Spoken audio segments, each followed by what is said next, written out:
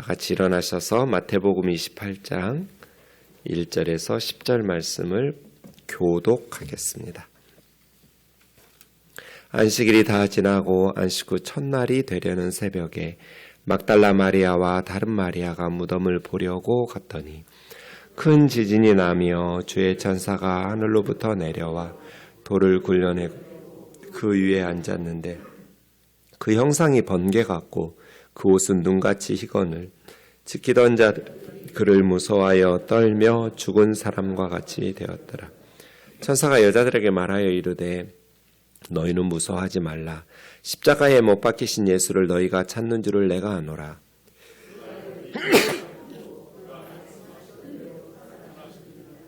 와서 그가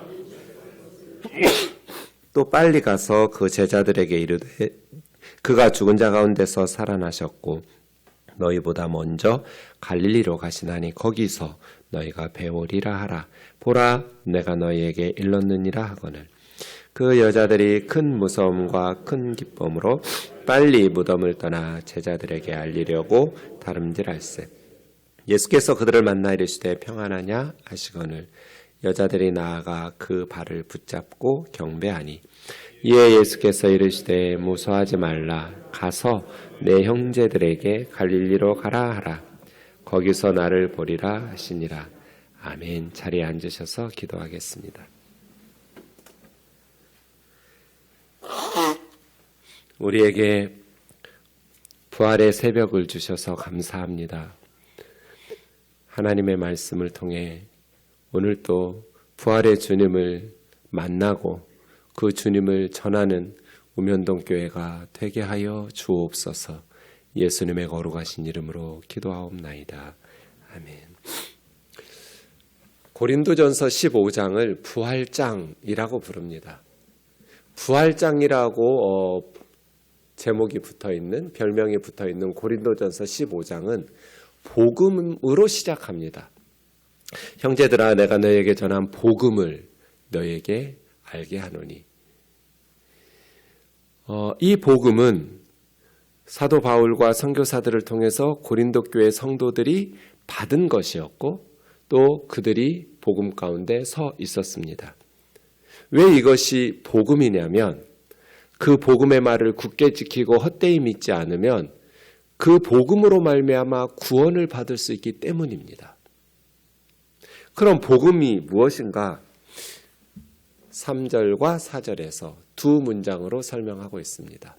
복음이란 이 복음을 사도 바울도 자기가 만들어내거나 지어낸 것이 아닙니다. 받은 것입니다. 내가 받은 것을 먼저라는 것은 시간적으로라는 의미보다는 중요도에 있어서 가장 중요한 것이기에 가장 먼저 이런 의미입니다. 너희에게 전하였노니 이 복음은 성경대로 그리스도께서 우리 죄를 위하여 죽으셨다는 것. 이게 첫 번째 문장입니다. 하나님께서 선지자들을 통해서 구약 성경에 약속하신 것처럼 그리스도께서 우리 죄를 위하여 죽으셨다는 것. 장사 지낸 바 되었다라는 것은 죽으셨다라는 것을 수식하는 말입니다. 사망 확인서가 있어야 장례식이 시작됩니다. 완전히 죽은 것입니다. 그리고 두 번째 문장, 성경대로 사흘 만에 다시 살아나셨다. 이게 복음의 내용입니다. 이 두 가지 문장, 그리스도께서 우리 죄를 위하여 죽으시고 사흘 만에 다시 살아나셨다라는 것, 이것을 굳게 지키고 헛되이 믿지 아니하면 이 복음으로 말미암아 우리는 구원을 받을 것입니다. 그리고 5절부터 사도 바울은 다시 살아나신 부활의 증인들의 목록을 6부류로 나누어서 설명하고 있습니다. 개반은 베드로입니다. 부활하신 주님은 베드로에게 보이시고 그 후에 12제자에게 보이시고 그 후에 500여 형제에게 보여주셨는데 그 중에 고린도전서를 쓰던 부활 사건 이후에 20여 년이 지난 후에 지금까지 500여 부활의 주님을 보았던 형제들 중에 대다수가 살아있고 어떤 이는 잠들었다, 죽었다는 뜻입니다. 죽음을 잠들었다고 말하는 것은 천국에서 그들은 다시 깨어났기 때문입니다. 그 후에 예수님의 친동생 야고보에게 보이셨고 그 후에 모든 사도에게 그리고 맨 나중에 만삭되지 못하여 이 말은 뭐 그냥 조산했다 칠삭둥이나 뭐 이런 의미가 아니라 유산했다는 뜻입니다. 사람이 안 되고 사산되어야 맞죠. 사도 바울은 자기 자신을 인간도 아니다. 제대로 태어나지도 못했다. 이런 식으로 겸손하게 낮추고 있습니다.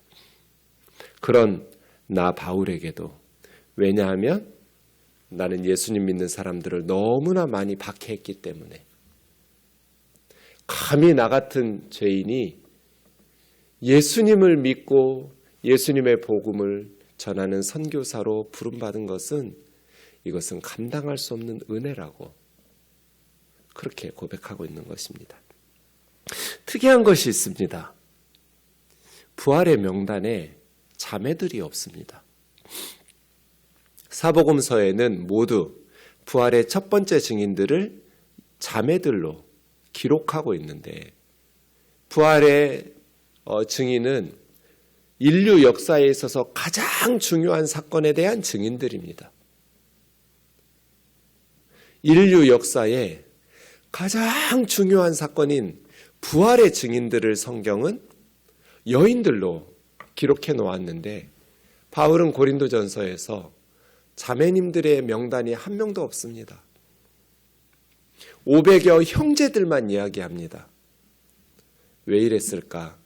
당시 로마 제국에서는 여인들을 그렇게 무시했다는 것이죠. 법정의 증인으로 세우지를 안 해요. 인정을 안 해줍니다.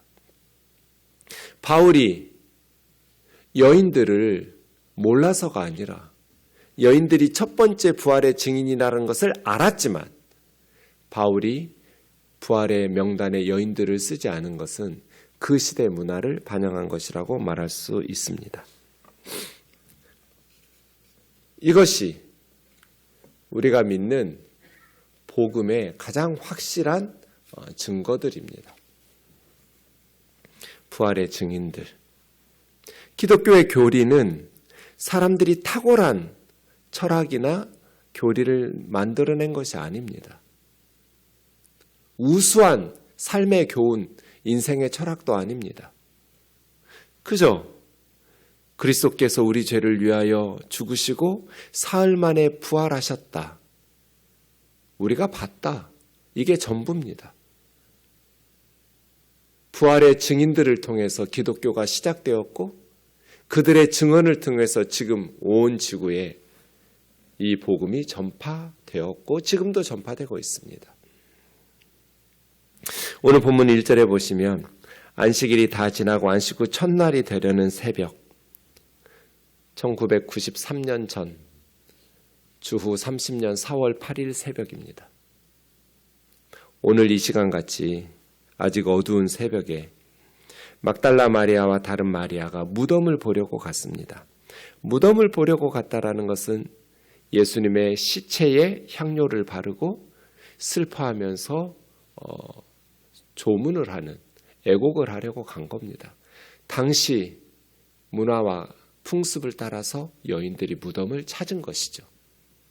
안식일 동안에는 시체에 손을 댈 수 없으니까 안식일이 끝난 주일 새벽에 무덤을 찾은 것입니다. 무덤에 가보니 두 가지 사건이 있었습니다. 우선은 큰 지진이 일어났고 두 번째는 천사 한 분이 마태복음을 시작하면서 예수님의 아버지 요셉에게 천사가 나타나서 예수님의 탄생 수태고지를 하더니 이제 마태복음이 끝나면서 부활의 소식을 전하는 것도 천사가 등장했습니다.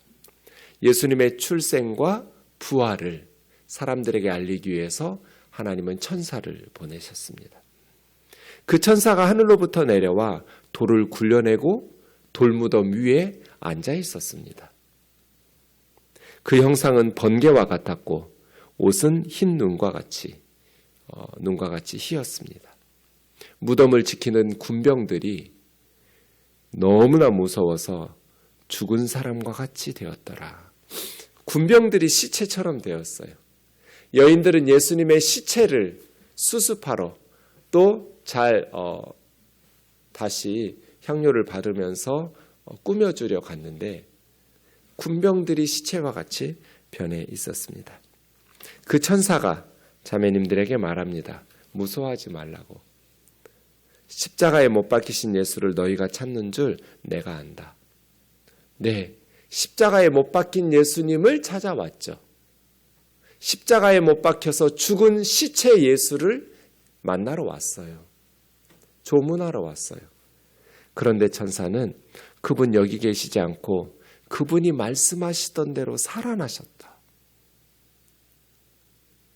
십자가에 달리시기 전에 너희에게 계속 거듭거듭 말씀하시지 않느냐. 다시 살아난다고. 그분이 말씀하시던 대로 다시 살아나셨다 하면서 무덤 속으로 와서 보라는 거예요. 와서 무덤 봐라. 그 무덤을 보고 예수님을 부활했다라는 것을 안 사람이 요한복음의 저자인 사도 요한입니다. 빨리 가서 제자들에게 죽은 자 가운데서 살아나셨고 갈릴리로 가서 만난다는 소식을 전하라고 천사가 전해줍니다. 그 여자들이 한편으로는 무섭고 한편으로는 큰 기쁨을 누렸습니다. 큰 기쁨으로 빨리 무덤을 떠나서 제자들에게 알리려고 다름질하고 있었을 때 부활의 주님이 그 자매님들을 만나주셨습니다. 부활하신 예수님을 만났던 첫 번째 사람들은 무덤을 찾았던 여인들입니다. 세상에서 가장 기쁜 소식, 예수님이 다시 부활하셨다는 것. 그 부활의 기쁜 소식을 가장 먼저 알려주신 분이 무덤을 찾아온 자매님들이에요. 12사도가 아니에요. 로마 황제도 아니고 예루살렘 성전의 대제사장들도 아니에요. 무덤을 찾아온 여인들이에요. 당시에는 얼마나 무시를 당했는지 법정의 증인으로 자격도 인정해주지 않던 여인들을 예수님께서는 가장 먼저 만나주셨어요. 지금도 우면동교회 주님이 찾아오시면 누구를 가장 먼저 찾아가실까? 예수님을 가장 사랑하는 사람들이 아닐까? 목사니 장로니 권사니 하는 직분이 아니라 세상에서 인정받고 존경받는 그런 지체 높은 사람들이 아니라 예수님을 가장 사랑하는 사람들, 예수님이 가장 필요하고 예수님 때문에 가장 슬펐던 여인들을 주님은 첫 번째로 만나주셨어요. 평안하냐? 평안하냐? 카이로라는 말은 평안하냐라고 말할 수도 있겠지만 기쁘냐? 그런 뜻이기도 합니다. 카이로, 너희 기쁘니?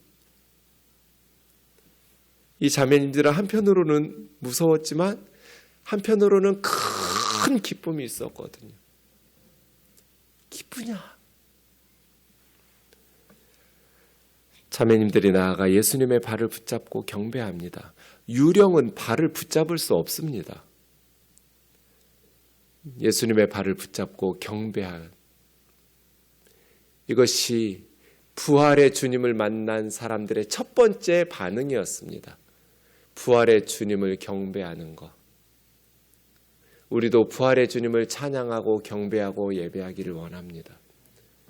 부활의 주님을 만나면 기쁘게 됩니다. 절망이 희망으로 바뀌고 슬픔이 기쁨으로 바뀌었습니다. 무서워하지 마라. 무서움과 큰 기쁨으로 달려가고 있었는데 예수님께서 무서움은 제거시켜 주시고 기쁨만 남겨주신 것이죠. 그러면서 가서 내 형제들에게 갈릴리로 가라고 하라고. 내 형제들에게, 내 제자들에게가 아닙니다. 내 백성들에게가 아닙니다. 내 자녀들에게도 아닙니다. 내 형제들에게. 새로운 공동체가 시작된 것입니다. 예수님께서 십자가에서 죽으시고 사흘 만에 부활하시자 이제 예수님의 형제 자매들이 생긴 거예요. 예수님의 가족, 예수님의 형제들이 새로운 공동체가 만들어지게 된 것입니다. 예수님께서 십자가의 고난을 받으시고 사흘 만에 다시 부활하심으로써 예수님은 우리에게 구원받은 공동체, 새로운 인류 역사에 한 번도 존재한 적이 없었던 십자가와 부활의 열매를 거두게 된 것입니다. 히브리서 2장에 보면 거룩하게 하시는 예수님과 거룩하게 함을 입은 우리들이 다 한 근원이신 하나님 아버지에게서 났기 때문에 예수님은 우리를 형제라 부르시기를 부끄러워하지 않으셨다, 이렇게 말합니다. 그래서 제가 이 부분을 가르칠 때마다 성경 공부의 제목을 형님 예수 이렇게 부릅니다. 그럼 너무 형제들만 있는 것 같아서 가끔은 해마다 바꾸기도 합니다. 오빠 예수. 자매님들이 예수님을 부를 때는 오빠라고 부를 거잖아요. 저는 이게 너무 좋습니다. 제가 어릴 때 맨날 어머니에게 졸랐거든요. 남동생 좀 낳아달라고. 왜냐하면 제 옆집에 저하고 동갑인 친구는 남동생이 있어요. 그게 너무 부럽더라고요. 엄마 나도 남동생 낳아줘. 더 어릴 때는 형 낳아줘. 형 낳아줘. 그걸 불가능하다라는 것을 안 다음부터는 남동생 낳아줘. 남동생 낳아줘. 그러다가 어느 날 히브리서 2장 11절을 알게 되었어요. 아, 나에게 형님이 계시구나. 그런데 이 세상 가장 좋은 형님이시구나. 형님 예수. 그런데 이 형님은 동생들을 무관심하거나 동생들에게 함부로 대하는 못된 형이 아니에요. 동생들을 위해서 죄도 없으면서 벌거벗고 십자가에 못 박혀 죽는 형님이에요. 동생들을 무시하는 오빠가 아니에요. 자신의 동생들을 위해서 그 동생들을 살리려고 자신의 생명을 십자가에 내어놓은 오빠예요. 오빠 예수. 자녀들은 혈과 육에 속하였음에 그도 또한 같은 모양으로 혈과 육을 함께 지니심은 예수님께서 성육신하신 이유는 두 가지예요. 첫 번째 이유는 그의 죽으심을 통하여, 예수님이 혈과 육을 지니지 않으시면 죽을 수가 없어요. 영원하신 분이니까. 사람을 입고 성육신하심으로써 죽으실 수 있었어요. 죽으심을 통하여 죽음의 세력을 잡은 자 곧 마귀를 멸하시는 것, 이것이 첫 번째 목적이에요. 예수님이 왜 사람의 몸을 입고 성육신하여 세상에 오셨는가? 죽음으로써 우리를 위하여 죽으시고 그 죽음을 통해서 죽음의 세력을 잡은 마귀를 멸하시는 것. 그리고 두 번째, 죽기를 무서함으로 한평생 매어 종로를 타는 모든 사람들을 놓아주시는 것. 죽음에 대해서 무서워하지 않도록 하나님의 심판대 앞에 나아갈 때 담대함을 가지고 나아가도록 그의 죽으심으로써 우리의 모든 죄를 씻어주셔서 종로를 타는 모든 우리들을 자유케 하시려고입니다. 부활절 새벽, 우리는 이 여인들과 같이 되기를 원합니다. 예기치 못한 기쁨입니다. 이 자매님들은 향료 바르고 슬퍼하며 애곡하려고 예수님의 무덤을 찾은 조문객들이었습니다. 그런데 그날 새벽 무덤에서 부활하신 주님을 만나게 됩니다. 그리고 이들은 부활의 주님을 전하는 복음의 증인들이 되었습니다. 부활의 주님을 만나면 우리는 이 여인들과 같이 됩니다. 우리 우면동 교회의 사명은 이 여인들처럼 부활하신 예수님을 만나고 부활의 기쁜 소식을 세상 모든 사람들에게 전하는 것입니다. 이 복된 사명을 잘 감당하는 우리 우면동 교회가 되기를 주의 이름으로 축원합니다. 같이 기도합시다. 이 복음 굳게 지키고 헛되이 믿지 않으면 모든 사람들은 이 복음으로 말미암아 구원을 받을 것입니다. 그러려면 누군가가 이 복음을 전해 주어야 합니다. 절망 가운데 있는 사람들에게 부활의 기쁜 소식을 전하는 우면동 교회가 되도록 같이 기도합시다.